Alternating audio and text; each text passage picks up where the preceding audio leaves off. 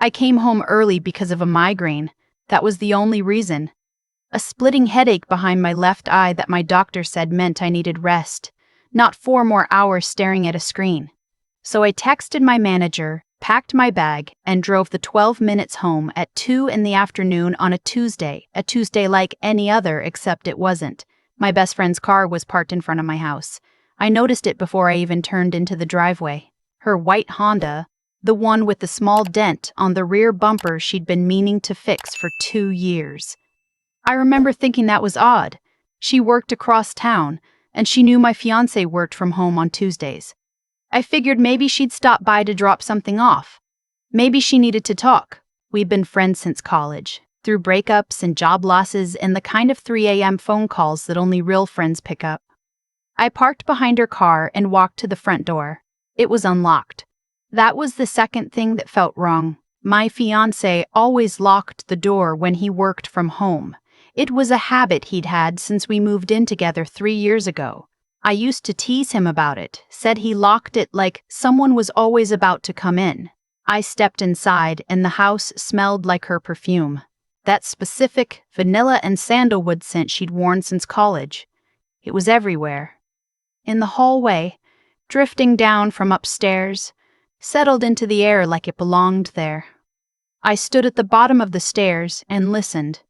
Voices, low and close. His, and then hers, overlapping in the kind of quiet rhythm that doesn't happen between people who are just talking. My migraine disappeared. I don't know how else to describe it. One moment, my head was throbbing, and the next it was gone, replaced by something cold and very still moving through my chest. I climbed the stairs slowly. The bedroom door was half open. The light inside was dim, the blinds still drawn the way I'd left them that morning. I pushed the door open. I won't linger on what I saw. It was exactly what you're imagining, and it was worse than the imagining, because these were 2 people I had built my entire present around. My fiancé of 2 years, the man I'd been planning a wedding with for the past 8 months, and my best friend since I was 19, the woman who had been my maid of honor, whose name was already printed on the invitations sitting in a box on the kitchen counter downstairs. They saw me at the same time. Nobody moved. The silence was the loudest thing I'd ever heard. Then my best friend said my name. Just my name, soft and breaking. And something inside me clicked into a place I didn't know existed. Calm. Absolute, terrifying calm. I looked at my fiancé. I looked at her. I looked at the room that was supposed to be mine and his, and I said very quietly, "Don't go anywhere." Then I walked out, pulled the door shut, and went downstairs to call her husband. His name was Daniel. He and my best friend had been married for 4 years. They had a 7-year-old daughter named Rosie, who I had held as a newborn in a hospital room while my best friend cried happy tears and said she couldn't have done any of it without me. Daniel picked up on the 3rd ring, sounding distracted, probably in the middle of a work call. I told him he needed to come to my house. I told him I was sorry and that I would explain everything when he arrived, but he needed to come now. He heard something in my voice. He said he'd be there in 15 minutes. I sat in the kitchen and I did not cry. I put my hands flat on the table and I breathed and I thought about what I knew and what I didn't yet know and what I needed to find out before any of this moved another inch. Upstairs, I could hear them. Hushed voices going back and forth, the creak of the floorboards, the sound of movement. They were getting dressed. They were talking. At one point, my fiancé came to the top of the stairs and said my name, told me we should talk, that it wasn't what it looked like. I didn't respond. There was nothing he could say in that moment that would change the shape of what I'd seen. And I had already decided that the most important thing I could do in the next 15 minutes was think clearly. When Daniel's truck pulled into the driveway, I went to the door and opened it before he could knock. He took one look at my face and the color drained from his. "She's upstairs," I said, "with my fiancé." He stood very still for a moment. Then he walked past me and up the stairs and I followed. He opened the bedroom door without knocking. My best friend was sitting on the edge of the bed. My fiancé was by the window. The 3 of them looked at each other. and I watched Daniel's entire understanding of his life rearrange itself in real time. The way his jaw went tight. The way his hands opened at his sides like he was trying to release something. "How long?" he said. That was all. Just those 2 words, directed at his wife. She didn't answer. He turned to me. "I'm sorry," he said. Not for himself. For me. That was the moment I understood that Daniel and I were going to need each other. We left them in the room and went back downstairs. I made coffee neither of us drank. He sat across from me at the kitchen table with the look of a man trying to understand how the floor had opened beneath him. I told him everything. Arriving home early, the unlocked door, the perfume in the air, what I'd found when I pushed the door open. He listened without interrupting. When I finished, he exhaled slowly and said, "This didn't start today." "I know," I said. "I just don't know how long it's been going on," he said. "Neither do I, but I'm going to find out." I got up from the table and went to the living room, where my fiancé's laptop sat open on the coffee table. He never password protected it. He always said he had nothing to hide. I had believed that for 3 years, with the kind of trust that doesn't question itself because it has no reason to. I opened it. His email was still logged in. I searched her name. What I found did not come all at once. It came in layers, the way a bruise deepens over hours. The earliest email in the thread was from 11 months ago, almost a year. A short message, just a few lines, saying he was still thinking about that night and wished things were different. I clicked backward, found the sent folder, found his reply to something older, a message that had been deleted on his end but not hers. I couldn't see what he'd originally written, but her response to it told me enough. "Finally, I've been waiting for you to say that." 11 months. I heard footsteps on the stairs. I didn't close the laptop. My fiancé came into the living room and stopped when he saw what I was looking at. His face did something complicated, guilt and panic colliding in the space where a defense should have been. He started to say something and I held up one hand, not looking at him, still reading. There were emails about hotel bookings. One from 7 months ago, 2 nights at a place 40 minutes outside the city, charged to a card I didn't know he had. There were messages that talked about me directly, my schedule, my habits, the fact that I trusted people too easily. There was one that made my stomach go cold. "She's starting to ask about the joint account. We need to move things before the wedding or there won't be anything to move." I looked up. My fiancé was standing in the doorway. He had the expression of someone who has been caught not just in one lie, but in the entire architecture of a lie. The kind that has rooms and hallways and a foundation laid months before you ever suspected anything. "What joint account?" I said. My voice came out very flat. He didn't answer. I turned back to the laptop, kept reading, kept breathing. Daniel had come to stand in the hallway. He'd heard enough from there to go still in the way people go still when something they suspected is confirmed worse than they expected. I found a message from 3 months ago sent from my fiancé to my best friend that contained a forwarded document, a financial proposal. Both our names on it. My signature. Forged, or so close to forged that I couldn't tell the difference from a screenshot, on a joint business account that had apparently been opened 6 weeks before I found it. I closed the laptop very carefully, the way you close a door when you're trying not to wake someone. Then I picked up my phone and called my cousin. Her name is Patricia, and she has been a family law and financial attorney for 11 years. I had attended her bar exam celebration. She had attended my engagement party. She picked up on the second ring and I told her, without pausing, everything I had just read. When I finished, she was quiet for 3 full seconds, and then she said, "Do not touch that account. Do not sign anything, and do not let either of them leave that house until I get there."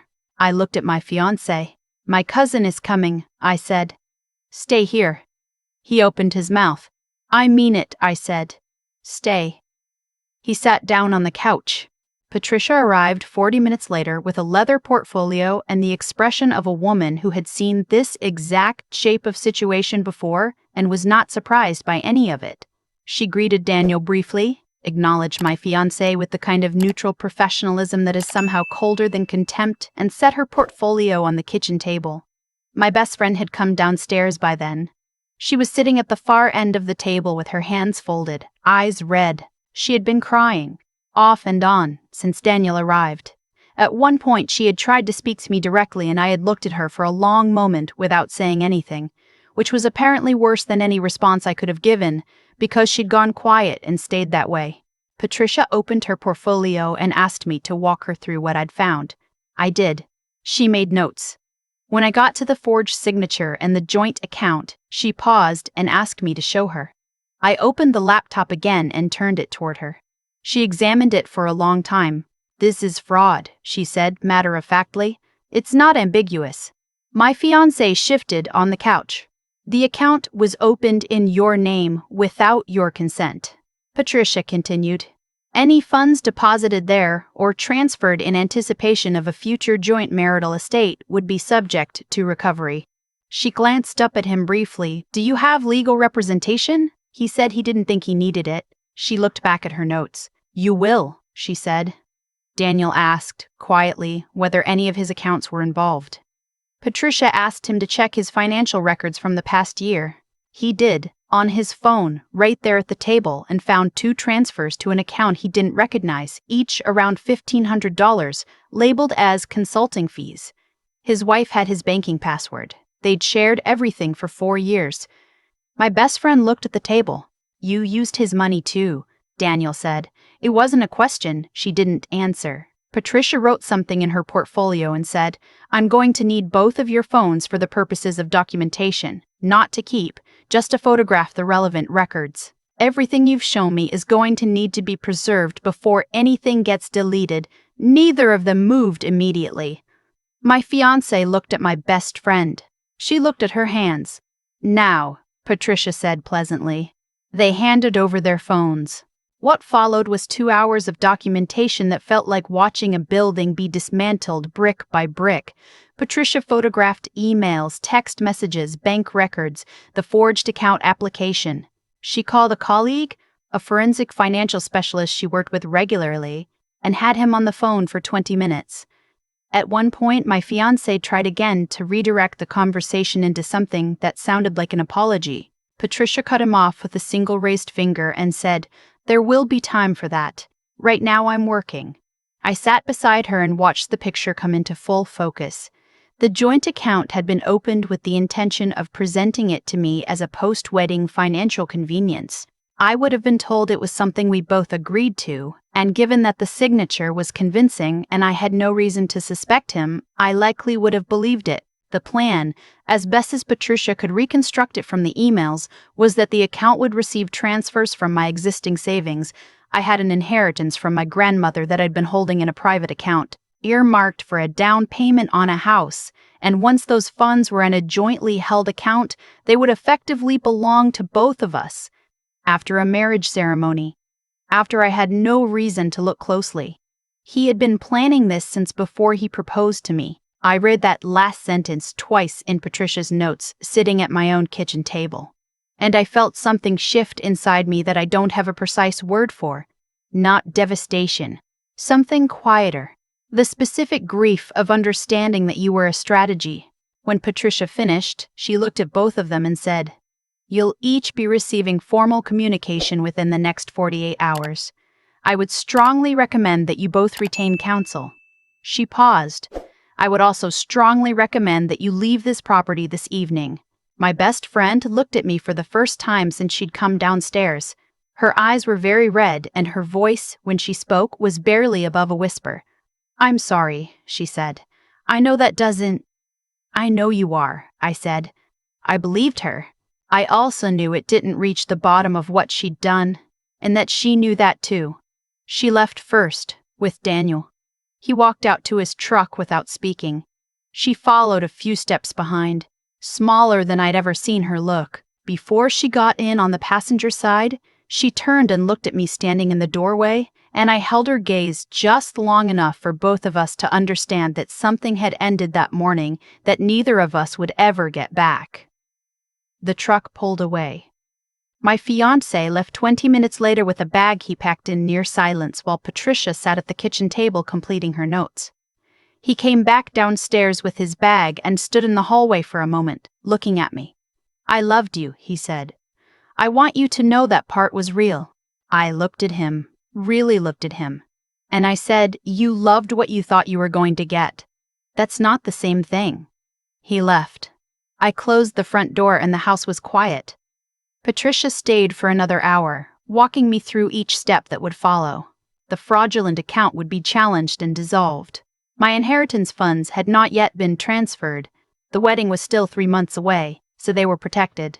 The forged signature would be reported to the relevant authorities.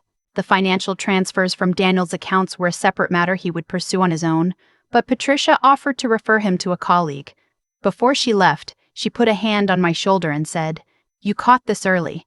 I know it doesn't feel like that right now, but you caught this early." I understood what she meant.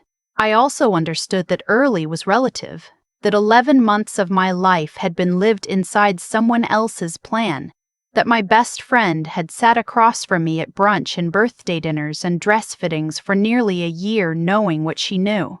But the inheritance was intact. The wedding had not happened. The signature on the account was not mine. Those were the facts I held on to in the days that followed, when everything else felt like standing in the middle of a room where all the furniture had been rearranged in the dark. The weeks afterward did not move in a straight line. Daniel called me 3 days later, not to talk about them, but to ask how I was doing. I appreciated that. We spoke for almost an hour, not about betrayal, not about the specifics of what was coming legally, but about the stranger experience of having your understanding of the past rewritten. He said he kept replaying ordinary moments from the last year and seeing them differently now. A canceled dinner, a weekend she'd said she was visiting her sister, the way she had asked, very casually, questions about my finances, what I planned to do with my grandmother's money, whether I had a financial advisor, what my fiancé and I had decided about combining accounts after the wedding. She was gathering information, he said. "I know," I said. "We didn't know what to do with that knowledge. There is no clean place to put the realization that someone you loved was also watching you carefully, measuring, cataloging the details of your life for a purpose you never suspected. You carry it differently depending on the day." The legal process was slow and then sudden. Patricia filed the fraud report in the 3rd week. My fiancé retained an attorney, as she had predicted. There were communications back and forth that Patricia handled so I didn't have to read most of them. The joint account was flagged and frozen. A hearing was scheduled for the following month. I went back to work. I told my manager a condensed version of the truth. Personal emergency, difficult situation, fully resolved now, and she asked no further questions. My coworkers noticed I was quieter than usual and gave me the grace of not asking why. I repainted the bedroom the first weekend I could bring myself to do it. I chose a color I'd wanted for 2 years but deferred to his preference.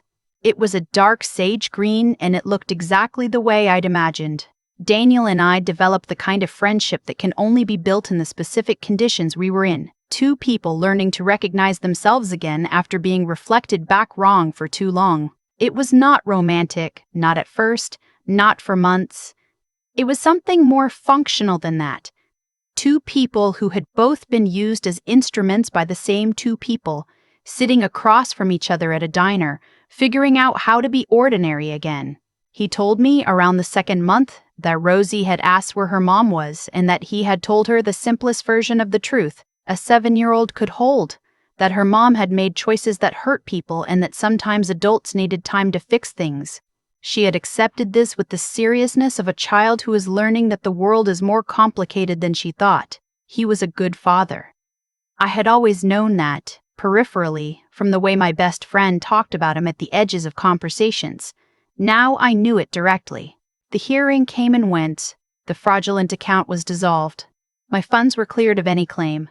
My former fiancé's attorney made a brief argument about intent that Patricia's colleague dismantled in under 10 minutes with the documentation we had.